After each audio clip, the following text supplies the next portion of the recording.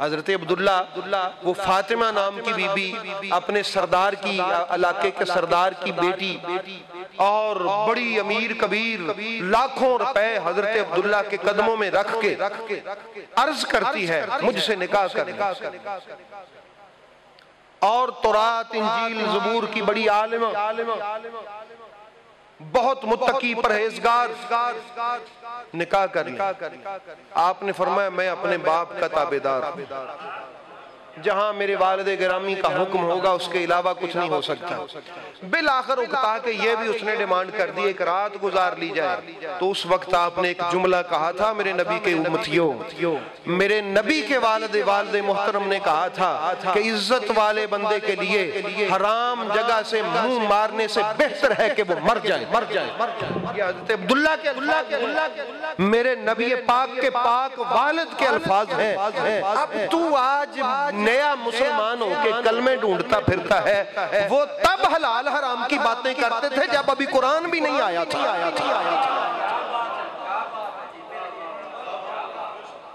جب عرب میں عورتوں نے جھنڈے لگائے ہوتے تھے، جب ایک ایک عورت کے 10 خامد ہوتے تھے، ایک عورت کے 4 خامد ہوتے تھے، بچہ پیدا ہوتا تھا تو ماندرا وہ جو ہے جس کو یہ کہتے ہیں شباہت وغیرہ پہچاننے کے لیے دائیاں اور لوگوں کو بلایا جاتا تھا، اس کے چہرے کے خد و خال ان 4 5 10 میں سے کس سے ملتے ہیں اس کے نامے ڈال دیں۔ اس دور میں جو کہے کہ اس حرام جگہ پہ منہ مارنے سے بہتر ہے عزت والا بندہ مرد۔ یہ کون تھا جو ان کو بتاتا تھا یہ حلال ہے یہ قرآن تو بعد میں آیا، نبی تو بعد میں آیا، نبی ابھی پیدا بھی نہیں ہوا، تب میرے نبی کا والد کہتا ہے یہ حرام ہے، یہ حرام ہے، یہ پہچانیے میرے نبی پاک کے والدین کو۔ اور ایسا دور جس کی میں نے آپ کو اشارہ کیا ہے، ایسے دور میں جس کو امینہ اور طاہرہ کہا جائے، جس کے وجود کی پرچھائی بھی کسی نے نہ دیکھی ہو، اس پاک ماں کو میرا سلام ہے، اسی کو زیبا تھا کہ وہ امام الانبیاء کی ماں بنائی جاتی۔ جس دور میں عورتوں کے کئی خامد ہوں، اس دور میں جس کے وجود کی پرچھائی بھی کسی نے نہ دیکھی ہو، اس دور میں جو اس زمانے میں کہا جائے کہ وہب کی بیٹی طاہرہ ہے، امینہ ہے، پاکیزہ ہے، مطہرہ ہے، عرب میں مشہور ہو، اسی پاک بی بی کو زیبا تھا کہ وہ محمد مصطفیٰ کی ماں بنائی۔ تو کروڑوں درود و سلام ہو میرے نبی کے والدین پر۔ تو احباب گرامی قادر سیکھیے یہ حلال و حرام کے فلسفے۔ یہ قرآن کے نازل ہونے سے پہلے مکے میں اگر کوئی پڑھتا تھا، کبھی حضرت ہاشم وہ قصیدے سناتے نظر آئیں گے، کبھی حضرت عبد المطلب بتاتے نظر آئیں گے، کبھی حضرت ابو طالب بتاتے ہوئے نظر آئیں گے۔ تو یہ کون تھا جو ان کو بتاتا تھا؟ یہ وہی لوگ تھے جن کے بارے میں حضرت ابراہیم نے دعا کی تھی کہ مولا کریم میری التجا ہے کہ میری نسل میں ہمیشہ مسلمانوں کا ایک گروہ رہے۔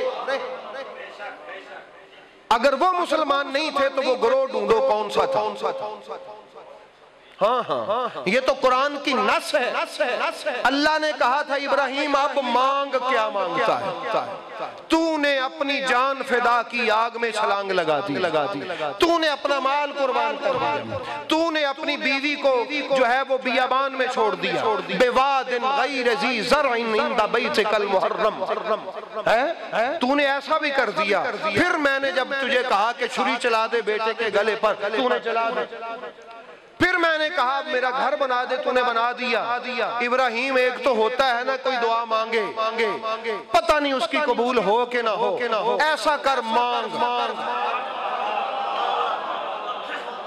کیا مانگتا ہے؟ تو اس وقت جو دعا مانگی تھی کہ مولا کریم بھیجنا تو ہے ہی، مجھے یہ اعزاز عطا کر، مجھے یہ اعزاز عطا کر کہ وہ میری نسل میں آئے، اور میری ایک ان میں سے دعا یہ بھی ہے کہ امتم مسلمۃ لک، یہ قرآن کریم کے الفاظ ہیں کہ ہمیشہ میری نسل میں سے ایک مسلمانوں کا گروہ باقی رہے یہاں تک کہ وہ ان میں ہی آئے۔ تو کن میں آئے بتائیے؟ چھوڑ کے حضرت ہاشم کو، حضرت عبد المطلب کو، حضرت ابو طالب کو، ان کو چھوڑ کے ڈھونڈیے۔ اور کون ہے کہ ابو سفیان، ابو جہل اور سارے لوگ جب تنگ آ کے حضرت ابو طالب کے دروازے پہ دستک دے کے کہتے ہیں ہم نے تو اپنے خداؤں کا ترلا کرنے کی کوئی کسر نہیں چھوڑی، بارش نہیں آتی، اے عبد المطلب کے بیٹے ابو طالب، اے رئیس مکہ، تو بھی اپنے خدا سے التجا کر کہ رب بارش برسائے۔ تو پھر کہاں گئے تھے حضرت ابو طالب؟ کس بت کے پاس جا کے کھڑے ہوئے تھے؟ گھر گئے، میرے مصطفیٰ کریم کو لائے، خانہ کعبے کے ساتھ کھڑا کر کے کہا مولا تجھے اس کے چہرے کا واسطہ ہے بارش ہے۔ یہ کس نے سکھایا تھا؟ اللہ اکبر یا رسول اللہ، کس نے سکھایا تھا حضرت ابو طالب کو کہ اس سے اس کے چہرے کا واسطہ دے کے کہتے ہیں بس واسطہ دینے کی دیر تھی۔ ہاں حضرت ابو طالب علیہ السلام نے پھر یہ بھی کہا تھا کہ جاؤ سب اپنی اپنی جگہوں پہ چلے جاؤ، اب ہم دعا مانگیں گے، دیکھنا کیسے کو تم نے اپنے خدا آزما لیے جو جھوٹے ہیں، اب دیکھنا جس خدا سے میں مانگوں گا آتی ہے۔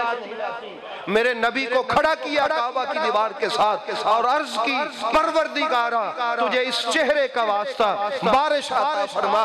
جب بارش آئی تو بے ساختہ پھر منہ سے نکلا وَأَبْيَضُ يُسْتَسْقَى الْغَمَامُ بِوَجْهِهِ، کتنا سونا ہے یہ گورا چٹا چہرہ جس کا واسطہ دے کے اللہ سے بارشیں مانگے۔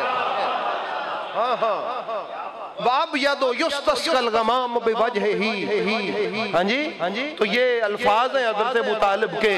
کون تھا جو اس دور میں بھی جب لوگ بتوں کے چرنوں میں بیٹھتے تھے اللہ سے سوال کرتا تھا؟ ان کے علاوہ ڈھونڈیے وہ مسلمان گروہ کون سا ہے جس کے قائم رہنے کی دعا حضرت ابراہیم نے مانگی؟ یہی ہیں، اسی لیے سب کے سامنے کہا تھا اس کے احباب گرامی قدر یہ وراء الورا ہے، ان کا کلمہ نہ ڈھونڈیے، ان کے مقام کو دیکھنے پہ پگڑیاں گر جائیں گی، مقام بلند ہے۔ یہ استفائیت کے مقام پہ فائز ہے۔ فرمایا محبوب اور جو امام اعظم ابو حنیفہ ہے ان سے کسی نے پوچھا کہ یہ جو اللہ نے فرمایا ان اللہ و ملائکتہ یصلون علی النبی، اس کا معنی کیا ہے؟ فرمایا وَهُوَ الْإِعْتِنَاءُ، یہ الفاظ باقاعدہ موجود ہیں امام اعظم ابو حنیفہ کے۔ فرمایا درود کا معنی ہوتا ہے اللہ کا توجہ کر،